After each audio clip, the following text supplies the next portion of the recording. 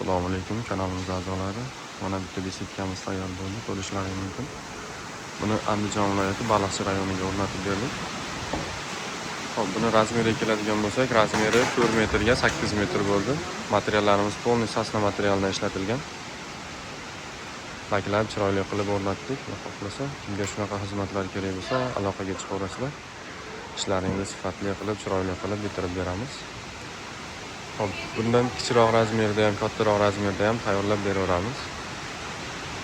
Buni hamma joylari rover apparat qo'yilgan. Patologlarimiz saxta panel bo'lgan ichlari, tashqarilari qosh qalam qo'yib vassalardan ishlatilgan, tepalari tunuka.